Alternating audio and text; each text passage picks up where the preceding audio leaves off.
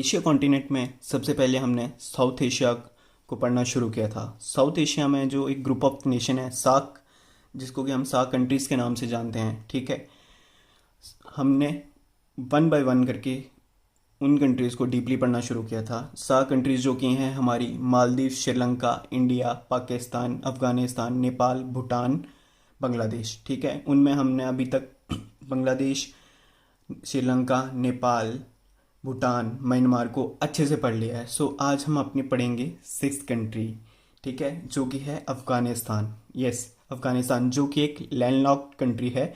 Landlocked country का मतलब है कि चारों साइड से जो अफ़गानिस्तान है वो लैंड से घिरा हुआ है। कहीं भी कोई भी एक वाटर सोर्स इसको साइड नहीं करती। या आप ऐसे भी बोल सकते हो कि किसी भी कॉर्नर से जो अफ़गानिस्तान है पानी से नहीं टच होता, ठीक है। सो कौन कौन सी कंट्रीज़ हैं जिससे अफ़गानिस्तान लैंडलॉक्ड है, वो हैं सबसे पहले इस साइड पे जब आप आओगे तो यहाँ पे आ जाता है तजाकिस्तान, ठीक है। जब आप साउथ में देखते हो तो यहाँ पे आ जाता है पाकिस्तान। अगर आप नॉर्थ में देखते हो तो यहाँ पे आ जाता है उज़्बेकिस्तान और तुर्कमेनिस्तान, ठीक है। और अगर आप यहाँ पे इसकी वेस्ट साइड देखते हो तो यहाँ पे कौन आ जाता है, यहाँ पे आ जाता है ईरान, ठीक है। सो सबसे पहले कुछ की पॉइंट्स जो अफ़गानिस्तान के बारे में आपको पता होना चाहिए, ठीक है। अफ़गानिस्तान का जो ऑफिशियल नाम है वो है इस्लामिक रिपब्लिक ऑफ अफ़गानिस्तान, ठीक है। क्या नाम है? इस्लामिक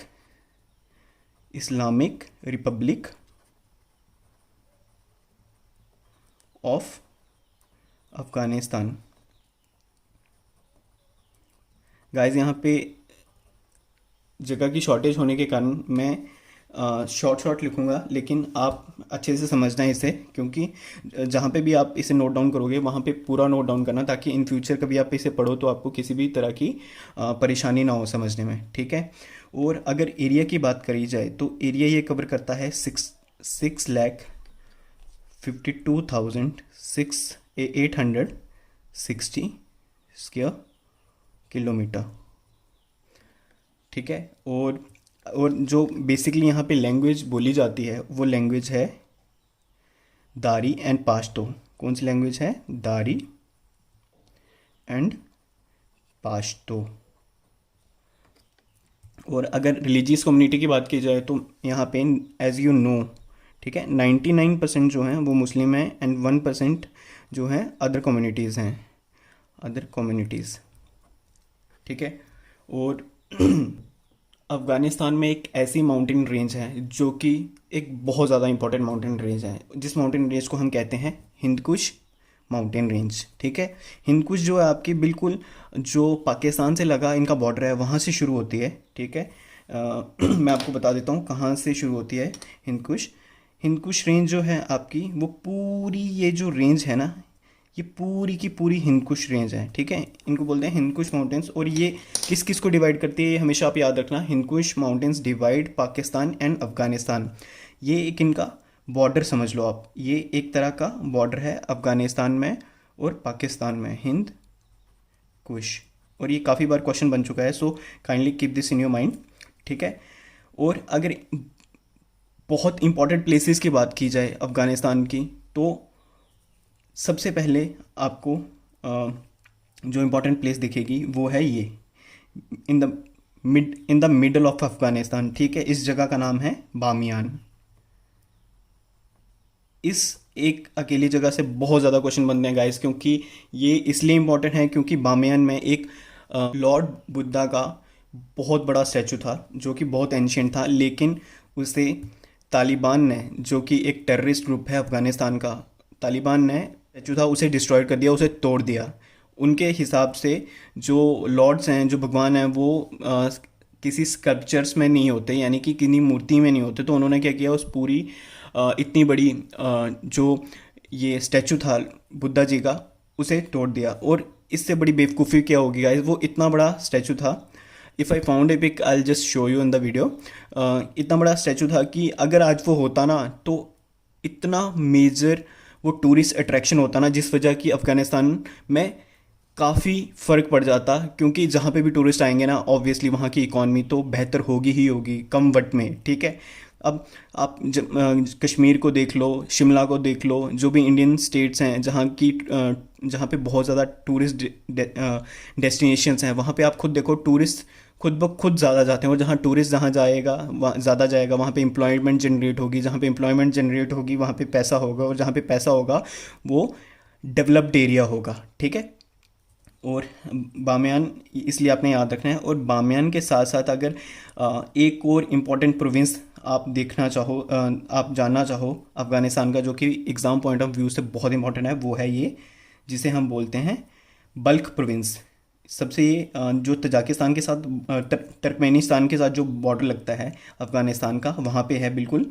इसे बोलते हैं हम बल्ख प्रोविंस। और ये किस लिए मशहूर है? ये इसलिए मशहूर है क्योंकि यहाँ पे एक बहुत बड़ी दरगाह है, जिसे कि हम मस्जिद बोलते हैं, सॉरी, एक बहुत बड़ी मस्जिद है, और उस मस्जिद का नाम है मज़ार शरीफ, मज़ार शरीफ, मज़ार ए शरीफ, ठीक है। और मज़ार शरीफ का जो कलर है वो ब्लू है, जो कि अपने आप में खुद को एक बहुत डिफरेंट कर देता है बाकी सब ट्रैवल डेस्टिनेशन से अफ़गानिस्तान में, ठीक है। सो इसे याद रखना कि ये ब्लू इन कलर है। अब मज़ार शरीफ से अलग अगर हम यहाँ पे इंपॉर्टेंट डेस्टिनेशंस देखें, तो यहाँ पे एक जगह है कांधार। कौन सी जगह है? कांधार, जो कि आपको यहाँ पे मिलेगी बिल्कुल नीचे। अगर आपके पास मैप होगा तो आप काइंडली वहाँ पे मार्क कर लें, या फिर पहले से मार्क होंगे तो उसे हाइलाइटर के साथ हाईलाइट कर लें जगह को। कांधार, ठीक है।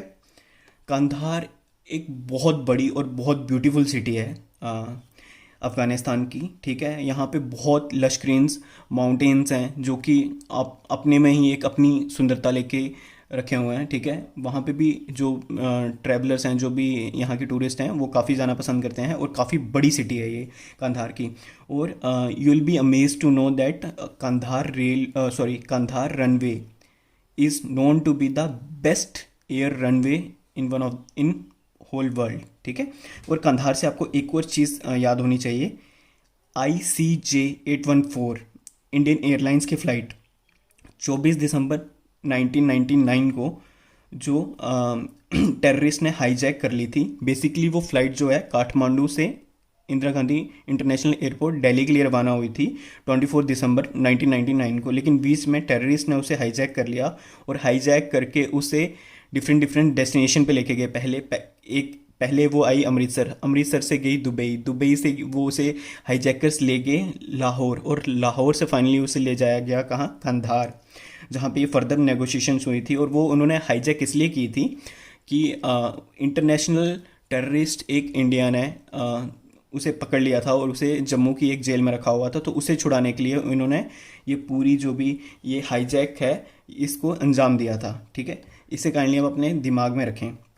ये है area Kandahar.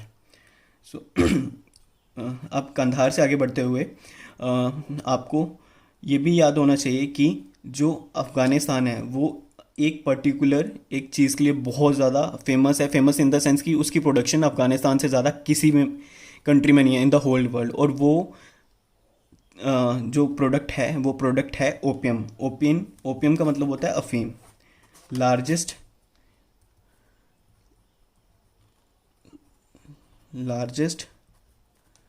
Producer of opium. और ओपियम की प्रोडक्शन का मतलब ये नहीं है कि ओपियम सिर्फ जो अफीम है ये सिर्फ नशे में ही यूज़ होती है, लेकिन अफीम की मेडिसिनल वैल्यू बहुत ज़्यादा है, ठीक है। बहुत ज़्यादा मेडिसिन में ओपियम यूज़ की जाती है, इसलिए ये चीज़ भी आपको अच्छे से दिमाग में रखनी है। और अफ़गानिस्तान से रिलेटेड एक और बात, अफ़गानिस्तान जो है एक गोल्डन ट्रायंगल भी बनाता है, ठीक है। गोल्डन ट्रायंगल जब भी हम सुनते हैं तो हमारे दिमाग में सिर्फ एक ही गोल्डन ट्रायंगल याद आता है, जो कि साउथ ईस्ट एशिया में है, लाओस, कंबोडिया और वियतनाम जो बनाते हैं। लेकिन उसके अलावा भी एक ये गोल्डन ट्रायंगल है, इसे याद रखना। गोल्डन ट्रायंगल है किस टाइप का, ये देखिए, ये गोल्डन ट्रायंगल है। गोल्डन ट्रायंगल किन किन कंट्रीज़ के बीच में? एक है अफ़गानिस्तान के बीच में, एक है पाकिस्तान और एक ईरान। ठीक है, ईरान, अफ़गानिस्तान और पाकिस्तान एक तरह का क्या बनाते हैं, ये बनाते हैं गोल्डन ट्रायंगल। ये भी एक बार का यूपीएससी का क्वेश्चन है, गोल्डन ट्रायंगल। ठीक है, लाओस, कंबोडिया और वियतनाम तो एक गोल्डन ट्रायंगल बनाते ही बनाते हैं, लेकिन उसके अलावा अफगानिस्तान भी एक गोल्डन ट्रायंगल बनाता है, किसके साथ, ईरान और पाकिस्तान के साथ। ये पॉइंट भी आपको अच्छे से दिमाग में याद होना चाहिए। ठीक है, और जहाँ तक की बात आए इंडिया अफ़गानिस्तान रिलेशन की, तो आपको ये बात अच्छी तरह पता होनी चाहिए कि इंडिया का रिलेशन अफ़गानिस्तान के साथ बहुत ज़्यादा अच्छा है। ठीक है, स्टार्टिंग से ही बहुत अच्छा है। In the year 1950 treaty of friendship हुई थी 5 साल के लिए, किसमें, इंडिया और अफ़गानिस्तान में। तब से इंडिया के रिलेशन बहुत ज़्यादा अच्छे चल रहे हैं अफ़गानिस्तान के साथ। लेकिन ये जब तालिबान का इशू जब से अफ़गानिस्तान में ज़्यादा हो गया था, जैसे कि एक पीरियड था 1996 टू 2001, ठीक है, और तालिबान आपको पता है एक कट्टर सोच के होते हैं और कंजर्वेटिव सोच के होते हैं। उस टाइम इंडिया का थोड़ा सा रिलेशन तालिबान के साथ कम हो गया था। लेकिन इन द ईयर 2001 जब अमेरिका ने अनेक्स किया तालिबान को अफ़गानिस्तान में, तब से इंडिया का रिलेशन अच्छा है इनफैक्ट। ठीक है, और इंडिया ने हाईली मतलब कि बहुत ज़्यादा इन्वेस्टमेंट की है अफ़गानिस्तान में। मतलब कि for your knowledge purpose I will tell you कि रेलवे लाइन से लेके सलमा बांध, एक सलमा ब्रिज जो वो भी 42 मेगावाट का ब्रिज, ठीक है, जिसे कि हम फ्रेंडशिप डैम के नाम से भी जानते हैं, वो भी इंडिया ने कंस्ट्रक्ट करवाया है। इवन कि इंडिया बहुत सारी चीज़ें एक्सपोर्ट करता है अफ़गानिस्तान को। किस रास्ते इंडिया एक्सपोर्ट करता है, यहाँ से आके चब्बार पोर्ट जो कि है ईरान में। ठीक है, ईरान में चब्बार पोर्ट तक वो बाई सी सामान लेके जाता है। ठीक है, मुंबई टू चब्बार पोर्ट बाई सी सामान जाता है, और चब्बार पोर्ट से बाई ट्रेन, ठीक है, बाई ट्रेन जाता है कहाँ पे, अफ़गानिस्तान में। इसलिए इंडिया का बहुत गहरा रिश्ता है अफ़गानिस्तान का। इंडिया ने बहुत सारी इन्वेस्टमेंट्स कर रखी हैं पिछले कुछ टाइम में। $750 मिलियन की इन्वेस्टमेंट की है इंडिया ने पाकिस्तान में, जिससे कि हमारे रिश्ते और ज़्यादा बेटर हो गए हैं अफ़गानिस्तान के साथ। पार्लियामेंट जो है अफ़गानिस्तान की, वो भी इंडिया ने बनाई है अफ़गानिस्तान में। उसके अलावा अफ़गानिस्तान के बहुत ज़्यादा स्टूडेंट्स इंडिया में स्कॉलरशिप लेते हैं, यहाँ पे अच्छे से अपनी पढ़ाई पूरी करते हैं। उसके अलावा अगर हम बात करें, इंडिया जो अफ़गानिस्तान के जितनी भी डिफेंस फोर्सेस हैं, उनके जो कैडेट्स हैं, उनको इंडिया ट्रेनिंग देता है। ठीक है, और उसके ये भी आपको याद रखना है कि एक शाहतूत डैम जो काबुल रिवर पे बना रहा है, वो भी इंडिया ही बना रहा है अफ़गानिस्तान में। ठीक है, and right from the era of Chandragupta Maurya to Harshavardhan, Afghanistan used to be the part of India. ठीक है, मोर ओवर आपको इस अफ़गानिस्तान की जो कैपिटल है वो भी याद होनी चाहिए। वो बिल्कुल हिंदकुश माउंटेन्स के नीचे है, जिसे कि हम क्या बोलते हैं, जिसे हम बोलते हैं काबुल। आप अफ़गानिस्तान की कैपिटल को किस नाम से जानते हो, काबुल। और काबुल कहाँ, काबुल, और काबुल के साथ ही एक बहुत इंपॉर्टेंट प्लेस कंधार और बल्क प्रोविंस के साथ साथ एक और एरिया है, एक और सिटी है जो कि अफ़गानिस्तान की बहुत फेमस है।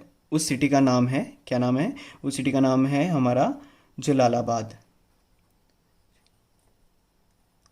जब आप इसे मैप में देखोगे तो आपको ईजिली याद हो जाएगा। तो अगर मेजर सिटीज़ की या मेजर प्रोविंसेस की बात की जाएगी अफ़गानिस्तान में कभी भी, तो आपको याद रखना है जलालाबाद, कंधार और बल्क प्रोविंस। ये काफ़ी, क्योंकि यहाँ पे बहुत अच्छी और बहुत ऐतिहासिक ट्रैवल या टूरिस्ट डेस्टिनेशंस हैं। ठीक है, और इसके अलावा from exam point of view आपको अफ़गानिस्तान के बारे में एक दो चीज़ें और याद रखनी है। जैसे कि यहाँ का जो अफ़गानिस्तान का नेशनल स्पोर्ट है, उसे हम किस नाम से जानते हैं, उसे हम जानते हैं बुज़काशी के नाम से। क्या नाम है, I just right it here, जो नेशनल सपोर्ट उसका, ये मैं आपको इसलिए लिखवा रहा हूँ, दो it is not an very pivotal question, but still ये बहुत डिफरेंट है। ठीक है, सो आपको ये अच्छे से याद होना चाहिए। बुज़काशी एक डिफरेंट टाइप का स्पोर्ट है। इसमें क्या करते हैं कि जो प्लेयर्स होते हैं, जो भी ये गेम खेलते हैं, वो घोड़े पे बैठ के गोट को पकड़ते हैं। ठीक है, तो और ये बहुत ही वन ऑफ डेंजरस स्पोर्ट कहा जाता है इसे, क्योंकि इसमें बहुत ज़्यादा एक तरह का डेंजरस स्पोर्ट है। ठीक है, और इसके अलावा एक और चीज़ आपको जो अच्छी तरीके से याद रखनी है, जैसे कि हमारा न्यू ईयर शुरू होता है 1 जनवरी को। ठीक है, अफ़गानिस्तान एक अकेली ऐसी कंट्री है जिसका न्यू ईयर शुरू होता है मार्च के मंथ में, और कौन सी डेट को होता है? 23 मार्च।